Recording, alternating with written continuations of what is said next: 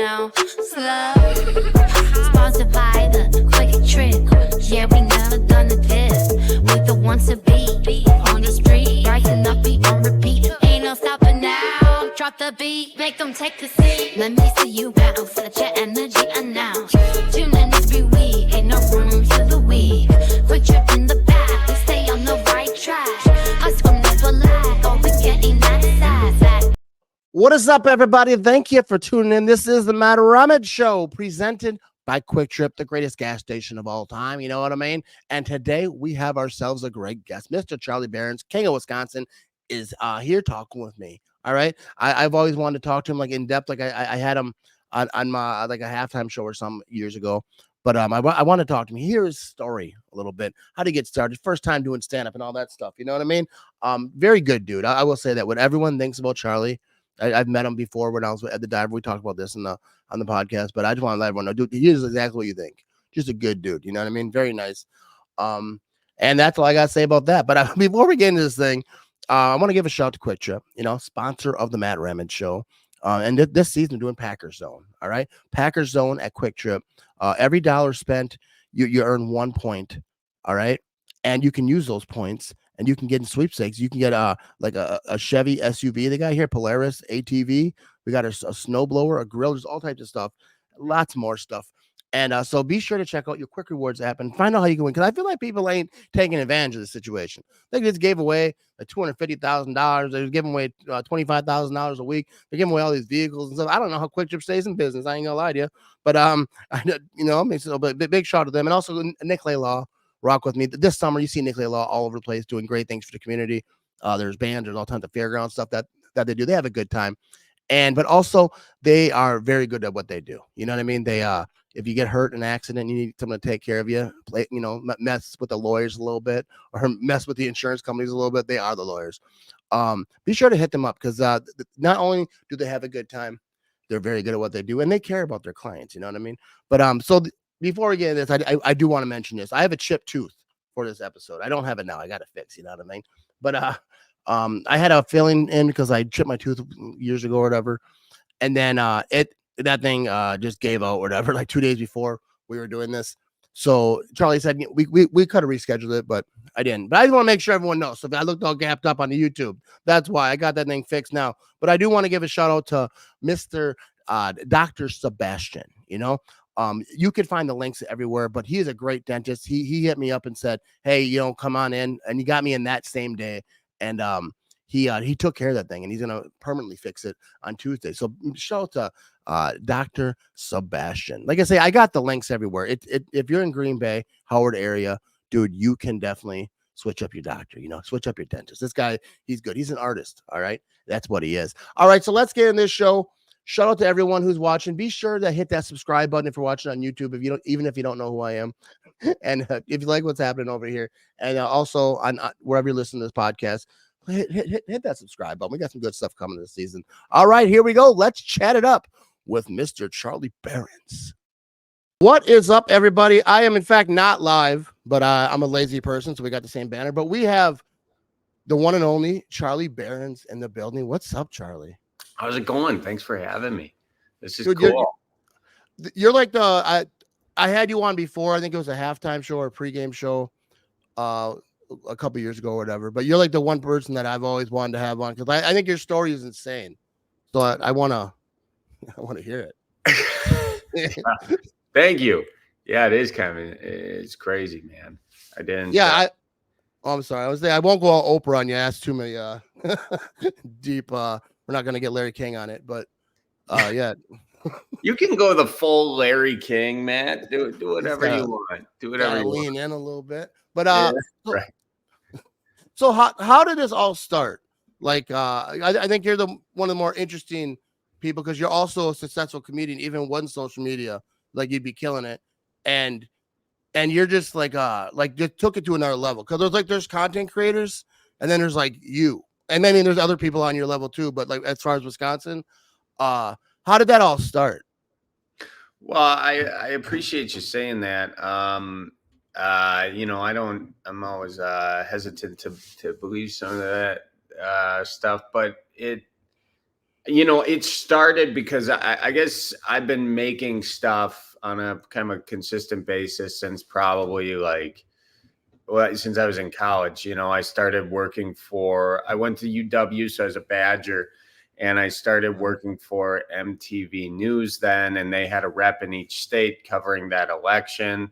And so I was in journalism at the time. So every week, this was the first time in my life where every week I was like responsible for a new piece of content. So a new video, a new blog post, a new something. And I always tried to do the videos and back then, of course, it was shooting on those mini DV cameras, uploading the footage. You got to digitize the file, and then you can edit from there. So that's sort of where it started. And then after that, I did a few things really, but then I got into the news business, more officially the news business. And I was doing kind of a blend of news and comedy for a little bit, like YouTube news. And then I did local news, traditional news. And in doing kind of more of that traditional news, I noticed that, I kind of had an accent, or I got called out for having an accent because I worked all over the country. And, so I developed this character about a guy who, instead of like taking all the criticism that you get about your voice specifically, or about sort of the words you say, your accent, and changing them, which I did to try and get better in news, you just double down on them. And that's sort of the basis of the Manitowoc Min character. And that character kind of lived in my head for a number of years. Actually, there's an early version of it that I tried pitching to Comedy Central in 2014, and they didn't like it or whatever, or they passed on. I can't remember. But then I just got sick of doing the news, and so I started doing stand-up at night. And I took that character that was in my head. I made a stand-up bit around it. Oh, all right. And that bit started doing well, and I could see, that there was an audience for this stuff, because my other stand-up comedy wasn't doing that great, but that stand-up always saved it, which was cool. And then I put out this video, if Jack Dawson was really from Wisconsin. Yeah, I remember that. Yeah, and that was also a stand-up bit, but it didn't work really as a stand-up bit that good. So I just made a video of it, and that really took off. That was kind of the first thing. But anyway, at one point I just said, it's cool that this stand-up bit is working, but only 50 people saw it at the Comedy Store tonight, or wherever I was playing, or only 12 people saw it at an open mic. And it was doing well, so I want more people to see it. So then I said, okay, I'm gonna make a video. At that time, I was making like a video a week, sort of, until something took off. And that video that I made that week was the first Manitowoc Minute, and that took off. So then I just started doubling down on that. Yeah, like that. So like you talk about stand-up, I find stand-up like really interesting. Like I've been watching, like, since I was a little kid. I mean, everyone has, but like I used to watch Comedy Central like nonstop. And like it was funny because back then you'd see comics, and then there would be famous like 15 years later. Like I remember seeing Kevin Hart and all these guys like way back in the day. But anyways, what's it like when you decide I'm gonna step on the stage and try to make people laugh? Because I feel like that is the most frightening thing, like especially that first time until you get going. What was your story like?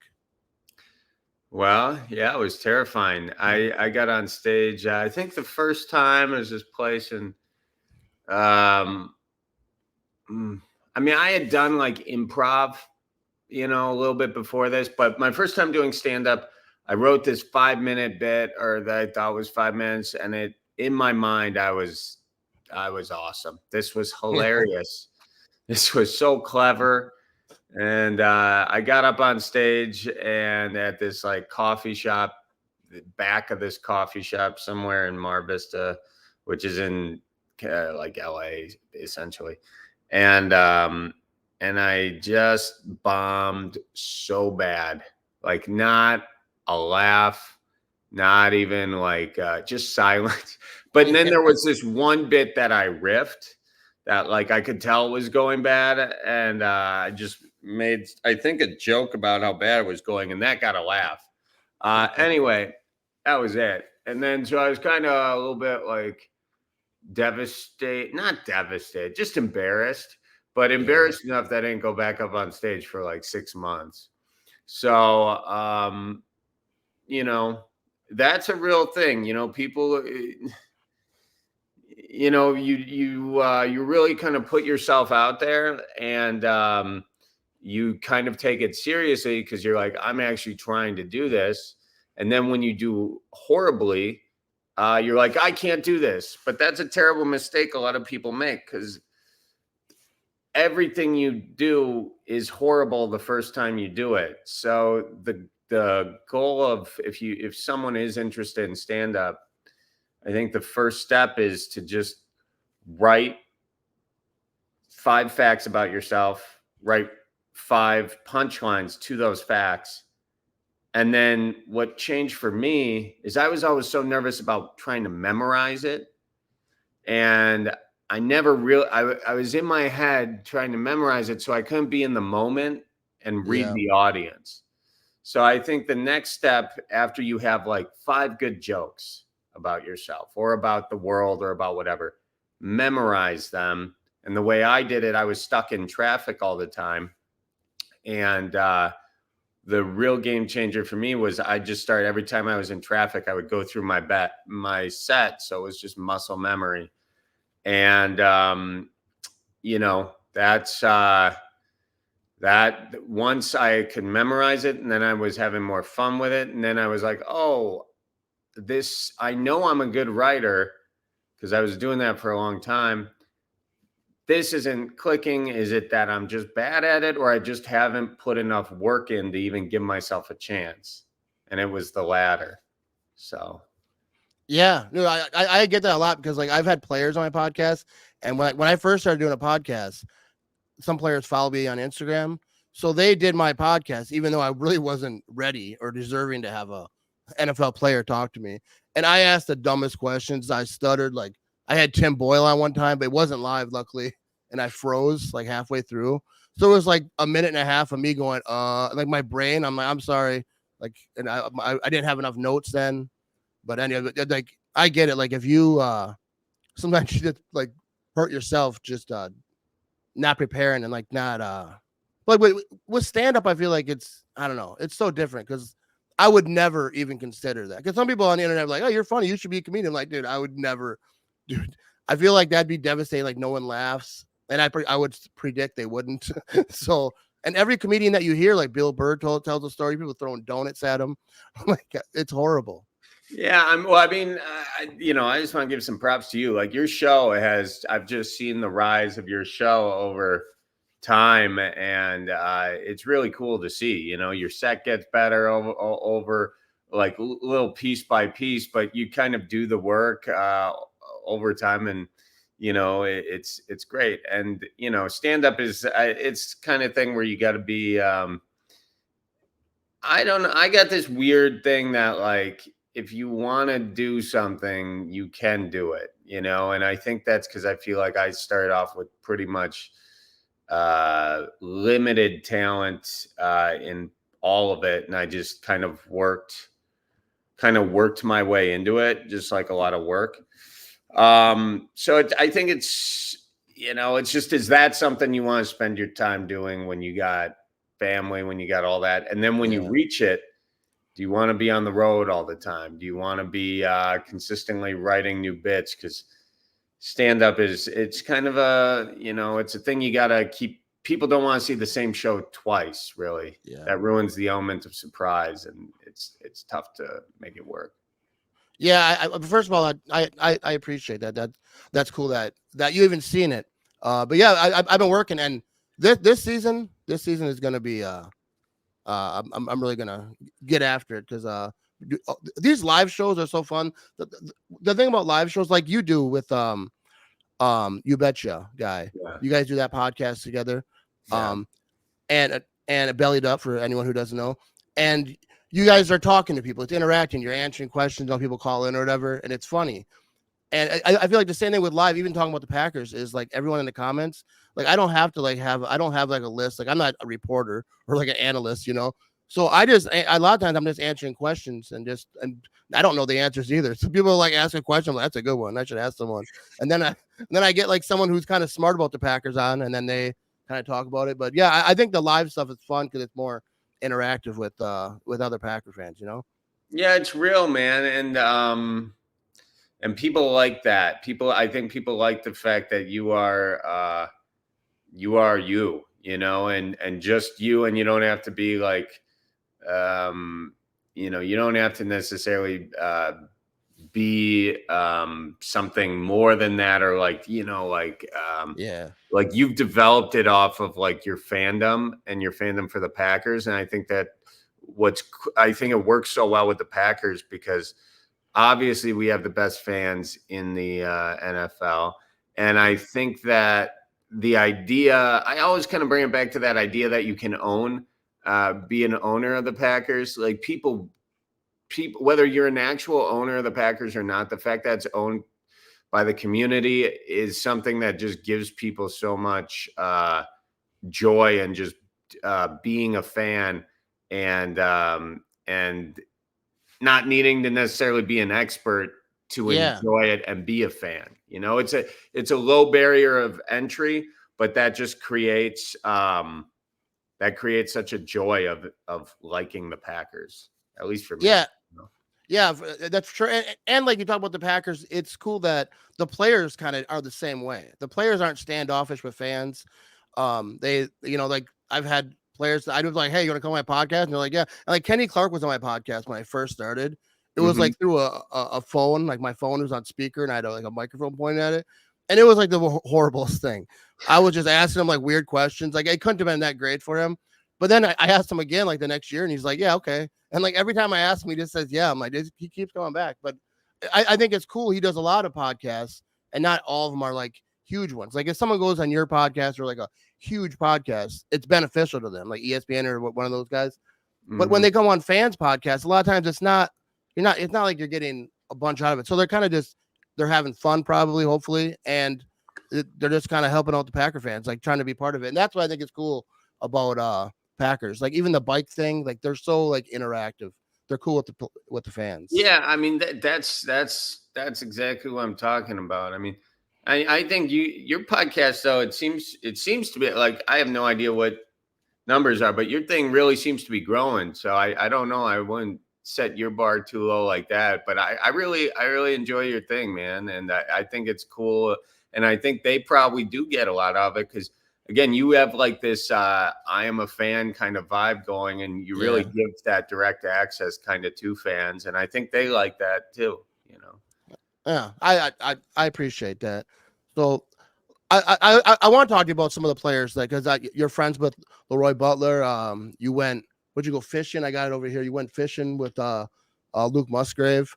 I think you seem to be friends with all the guys that I want to have my podcast. But first of all, that Luke Musgrave, Brent told me to ask you about this. You went fishing with Luke Musgrave. How was that? Because he said that there's a story there. Oh, there's plenty of stories. Yeah. Well, first of all, I saw him catch his first walleye, so that was cool. Yeah, we had a lot of fun. Brent made the connection, and we just met with Larry Smith. Larry Smith's a great fishing guy. He's been a buddy of mine for a number of years. And he took us out on Lake Winnebago. Lake Winnebago, I love that lake. That's the lake that my grandpa Bob and my grandma Sue, you know, I grew up kind of going on that lake in Fond du Lac. And so we went out. It was cool to see him catch his first walleye. He got, I think he caught more walleyes than me.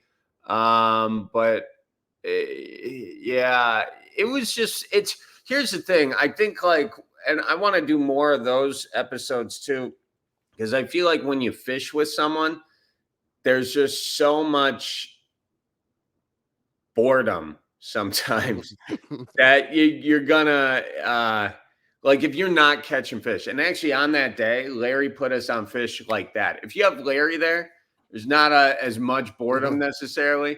but it's kind of like a round of golf, but I like fishing way more than I like golf. And it's just, you can get to know somebody just in the small nuances, even like how fast they're reeling, if the fish aren't biting, like how frustrated they get, or if they don't care at all. It's those little things. You just get to know someone. If you got a big fish on and they're like jumping for the net for you, if they get excited for your fish, or if they get mad for your fish that you caught a big fish.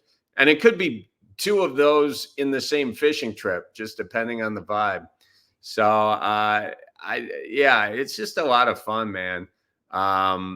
But he's a great dude, Luke is, and I'm excited to see what he does this season. Yeah, I think him and Tucker are going to be huge for the Packers. I'm really excited. Yeah, but I think that's cool. But like one thing I kind of jumping all over here, but like when you're doing content, like videos, you're out in the world. Like there's people walking around, like not all the time, but like you're in Quick Trip.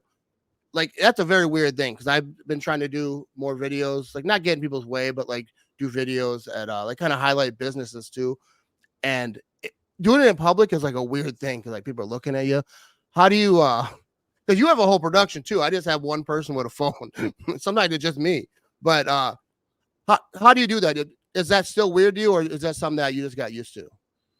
I mean, yeah, I've been doing that since I was like probably 20, filming in public. And yeah, it's awkward at first. And then you kind of just, what really helps is when you have to edit it and you're like, oh, why didn't I just give a little bit more energy there? I know why I didn't, because I was feeling awkward in the moment, but now this is a bad video and I'm not even going to put it out.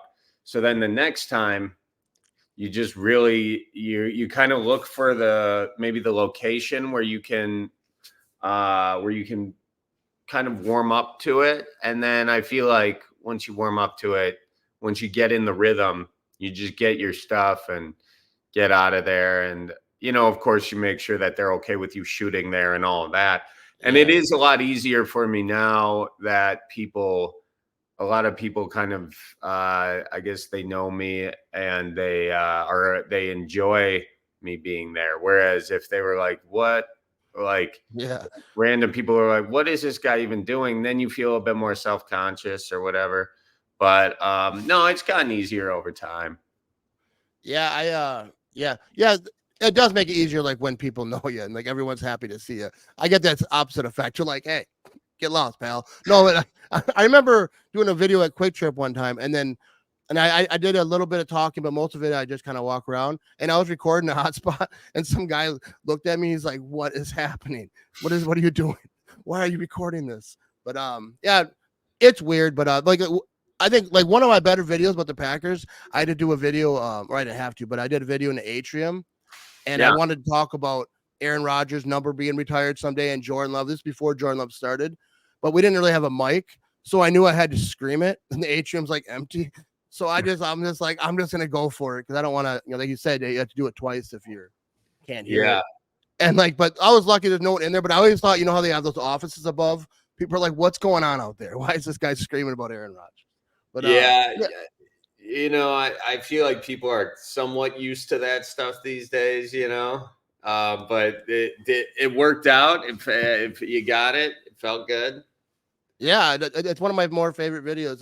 But yeah, at Lambeau Field it's different too because people walk around with recording isn't like odd.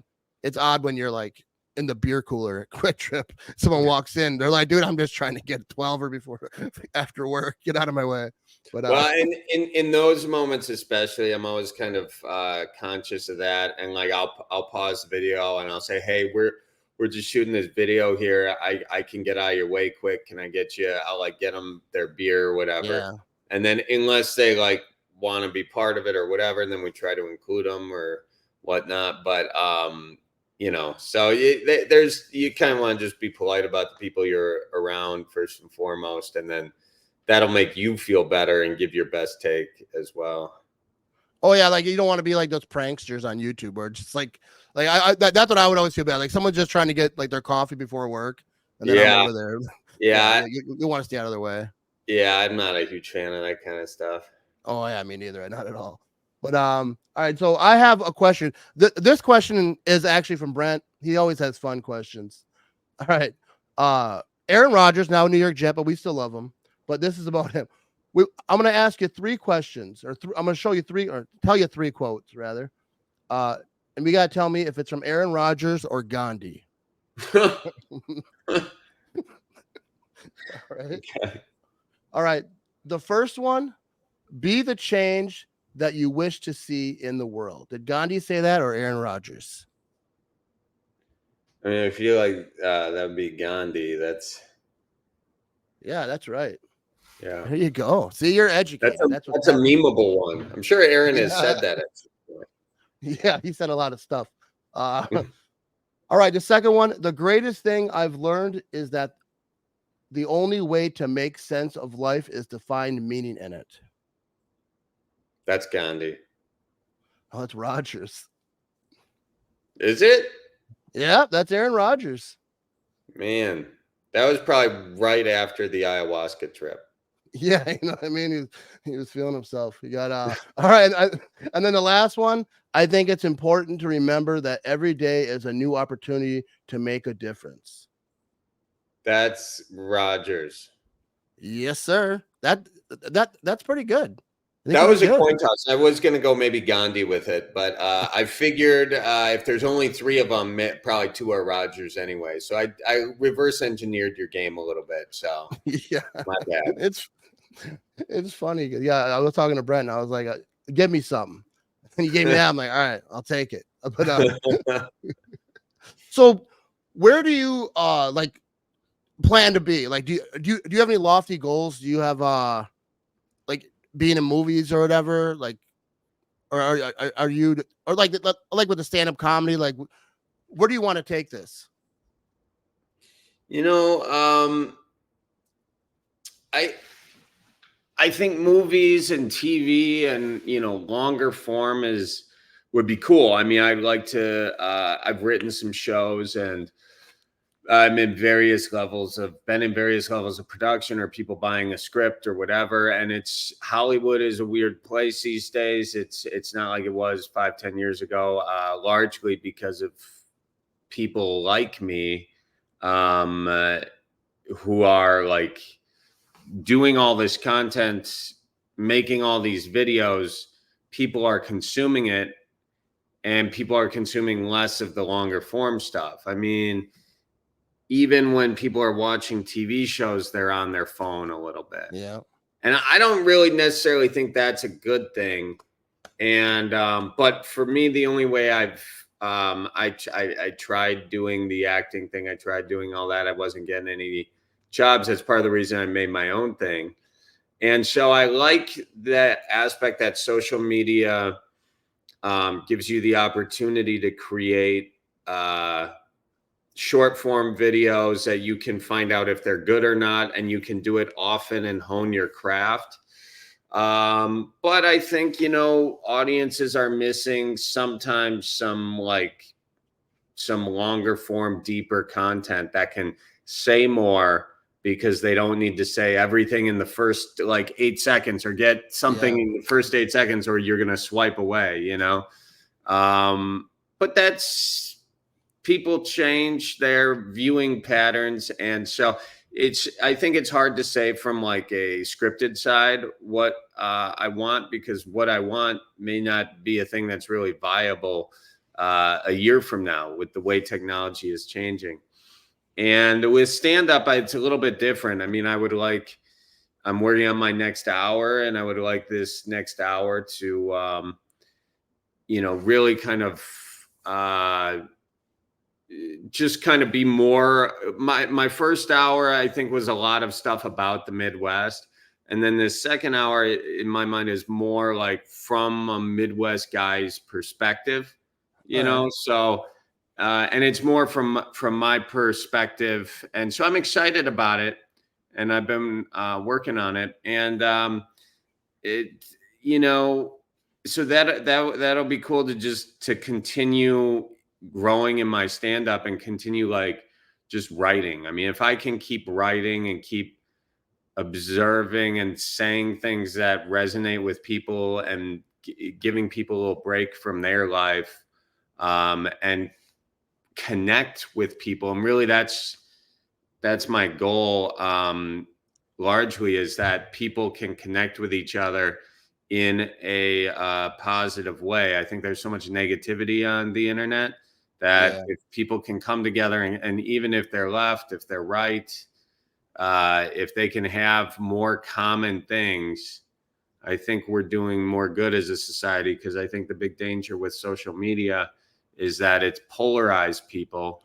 And if you look at kind of where we are politically, it's just a lot of loud people over here, but most of the people are over here agreeing with each other on 95% of all the issues, but people aren't having face-to-face conversations. So any way to sort of give people common ground, to have conversations about important things and realize that we're more common than we're not, and we don't need the division that we have. That's kind of my goal. Yeah, I like that. Yeah, there is so much division. Like that's why even on like sports stuff, like people just go, I can't just disagree. And obviously political stuff is much more serious. But even sports, if you're like, hey, that guy's gonna have a big year, someone jumping, you're an idiot. Why would you think that? You know, and it's like no one can just be like, all right, I never thought of that. But you know. Well, but it's kind of disingenuous. I don't think anybody really cares that much. The reason they're doing it is because social media promotes or has promoted just disagreement, argument, things that make you angry, things that make you scared. Those are the things that work good, because people, we are biologically like, cavemen kind of. So we're always like looking out for dangers, things that can mess us up. And so we seek those out if everything's going good. And we have a lot of our basic needs taken care of, especially in this country. So people kind of seek out the things that make them scared or that make them whatever, or they're more, if they see it pop up in their feed, they linger on it a little bit longer. And then the algorithm sees that, they do that. So it feeds them more of that stuff. And that's how people get down these like conspiracy theory rabbit holes, or they think that the other political party is just straight up the enemy. None of it's true, but you can see how people think it's true, Yeah, there's people like all here flat earth in it. I mean, that's just wild to me. When I saw that, at first I thought it was a joke, and then I keep seeing videos, and I was like, I got the same way. I was arguing to people like, dude, how is this? How do you think this? Like, it's not an opinion. This is a fact. There's smart people who went up there, but let's get back to your comedy. But you obviously you joke about the Midwest, but it's not just the Midwest people liking it. Like you go to LA, you're going all over the place. How does that? Why do you think that your comedy, like everyone loves it? Everyone kind of understands like where you come from. Yeah, I mean, I think right. I've done shows in New York, LA, Hawaii. I mean, London. I've done kind of all over the place. And it's two things. One is that Midwest people travel, and Midwest people want a reason to get back together with Midwest people, especially when they're away from home.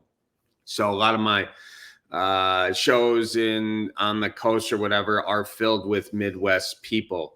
And then it's also maybe people like me for some of the other videos that I've done, and they'll come to the show. They may not be Midwest, but they're fans of the Bellied Up podcast, or they're fans of just some other sketches that I've done or whatever.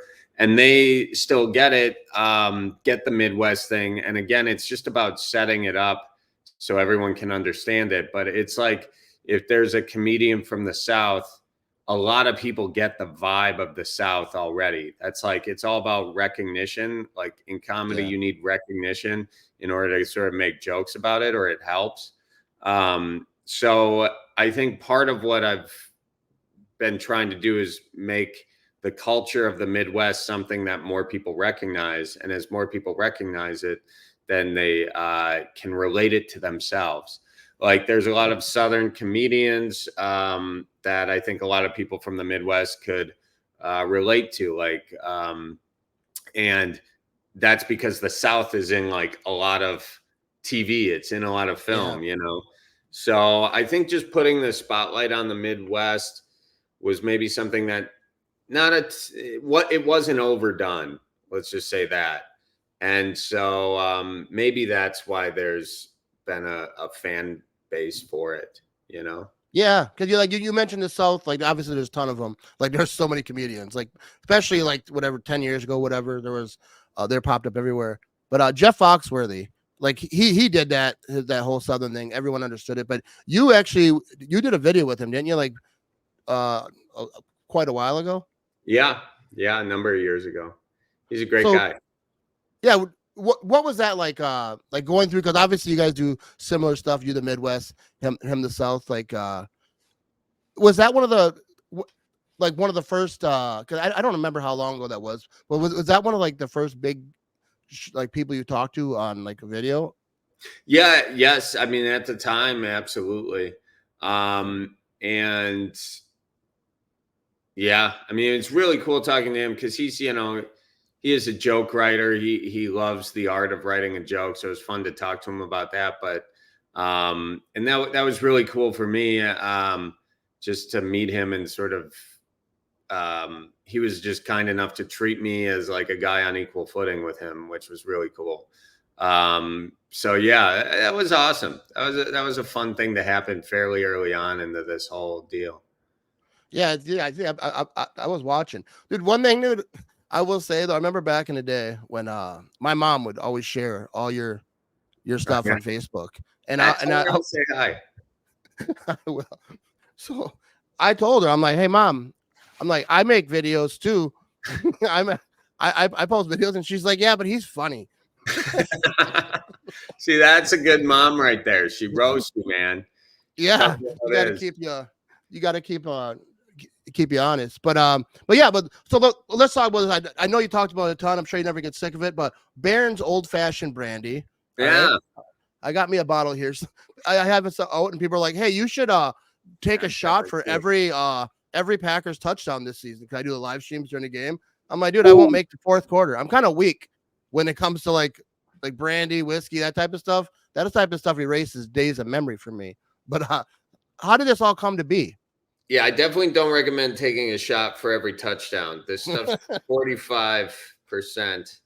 So that's like it's pretty that'll light you up pretty good. But yeah, it'll do the trick. Yeah.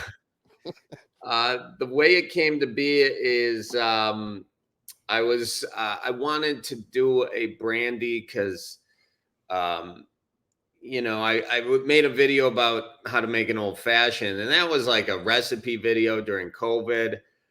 I just did it because I wanted to do it. It wasn't like the right format for the time. 3 minutes was kind of an ideal length of time. I think this was like 6 minutes. And, we paired it up, I think, with telling people how to fill out the census or whatever.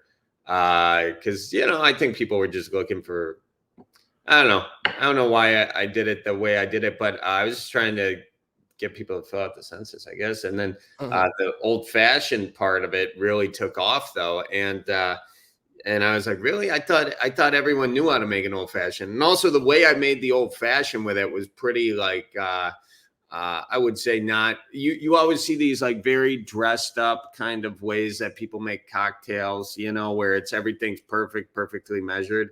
And that's just never the way I've made cocktails. I pretty much eyeballed everything my whole life when it comes to cocktails. So, except the times I was bartending, then you got to kind of, you got to rein it in a little bit. Yeah, you can't, you pour by the fingers there. You're going to cost the bar a lot of money and probably overserve some people. So you got to kind of be a little more by the rules. But yeah, I was just making the thing the way I made the thing. And, and then it took off and people really liked it. And I was like, oh, that's cool. And, I used a different brandy in that video, but I was like, it'd be cool if there was a brandy, a Wisconsin brandy. And then I thought, and there are a lot of good brandies in Wisconsin, but I just wanted to kind of make one. And I named it after my grandpa, Bob, because he's kind of the most Midwest guy I've ever met. And a lot of people think it's named after me, being Berens Old Fashioned Brandy, but no, it's my grandpa Bob. I can't help it. We got the same last name. That's purely coincidental. So, yeah, I just wanted to do it. I thought it would be fun, and we found a great partner, Dancing Goat, and they're out of Cambridge, Wisconsin. They got a cool thing going there. It's a really nice place if you ever want to tour it, but and they came up with like 16 or 17 versions of brandy, and then we did a tasting of it. And we narrowed it down to 2, and then they sent the 2, and then chose this one. So I really like it. And it's cool to see the process of like distilling and of making it, of aging it, all of that sort of stuff. And so it's just been a really fun thing. Yeah, so you've had a beer forever. The Keep Her Moving beer. Is that still around? No, it's not around anymore. I did have that back in 2018 or so, but I think then something happened with that brewery, and I'm not actually totally sure what. But yeah, that was fun. That was fun too. I mean, that's really a big thing with it, of like I'm thinking like not just what's a product that you can sell, but what's something fun that you can make videos with. Yeah. So I haven't even really scratched the surface with the Berens videos yet. We've put out a few of them, but I'm kind of excited to do more with that. So it's just looking for fun. It all comes back to like the writing and the content and all that. Yeah, I'd like to have my own beer someday. I think that'd be awesome. Just if I don't know what I'd call it. I think I'll give a shout out here to Carry the G, the Cheesehead TV. That's like the best name for a beer to me, like for Wisconsin, like Green Bay and all that. Yeah, I think that's beautiful. But I do want to give. No, go ahead.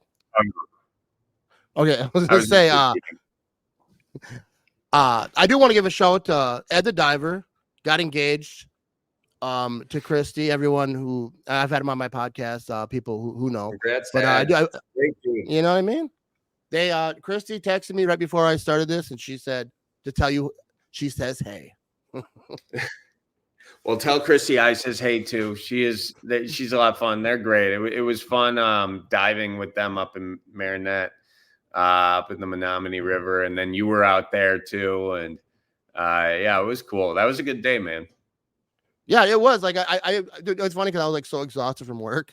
I was there and I was just like, and I was gonna do something, but I was like, you were there with Ed diving, so I just kind of hang back. But it was cool just to see how he does stuff. And me and Christy were supposed to pick up garbage, but we just hung out under a bridge because it started raining.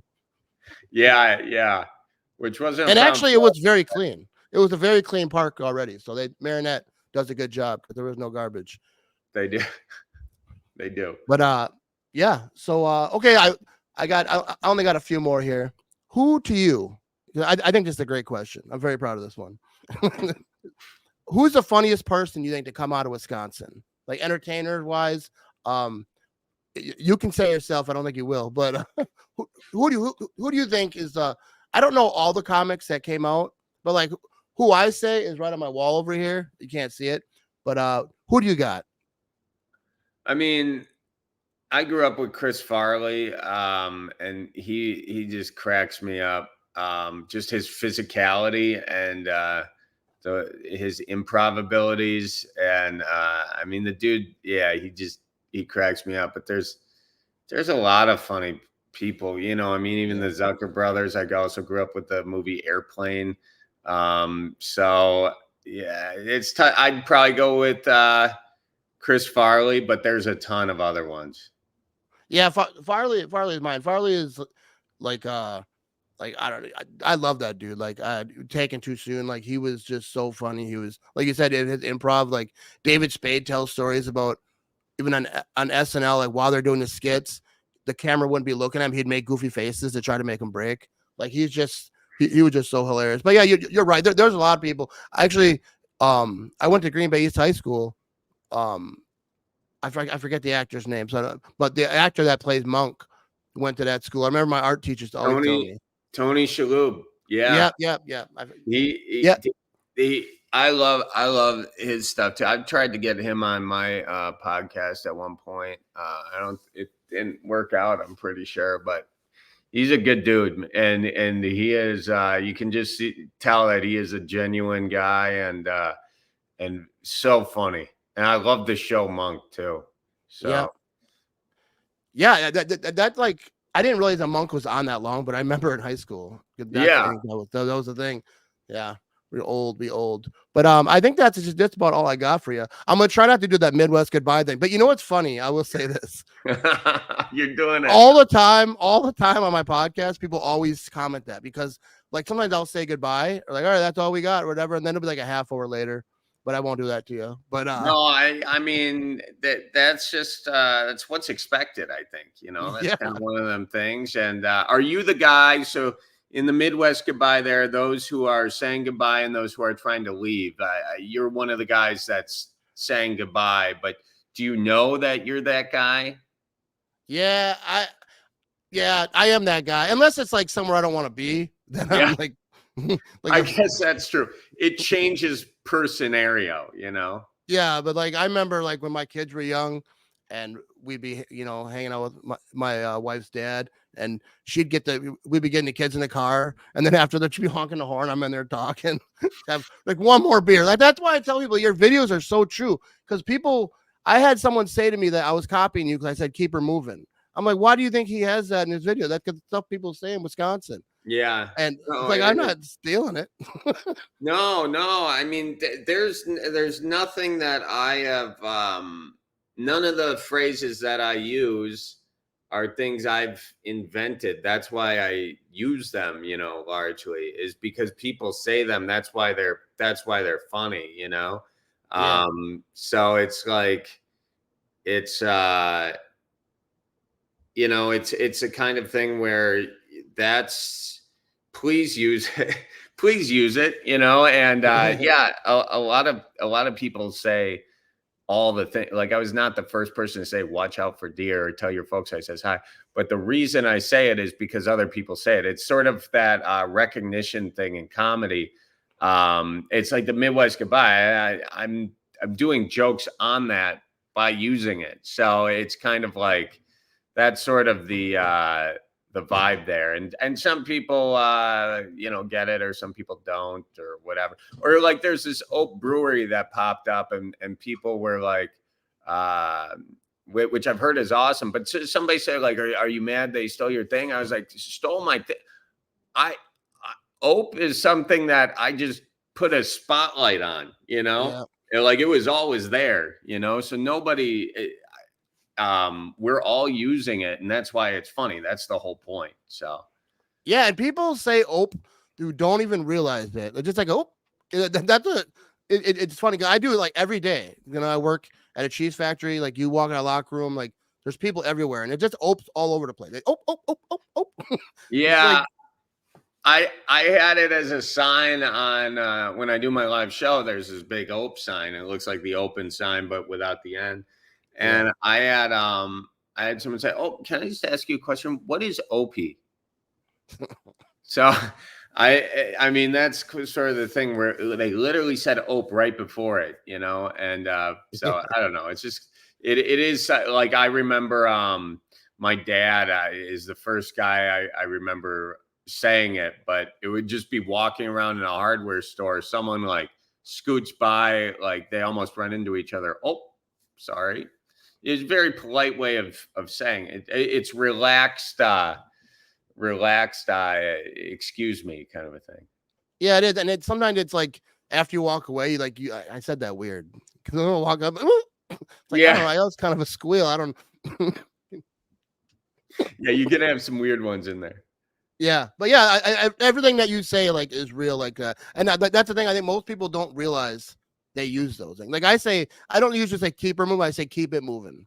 And usually when I say it like on a podcast, it's because it's just like an awkward. I don't know how to change subjects. No, so like, all right, let's keep it moving. Yeah, exactly. No, it's that is a thing that people said before me. So yeah, no, it's let it flow off the top.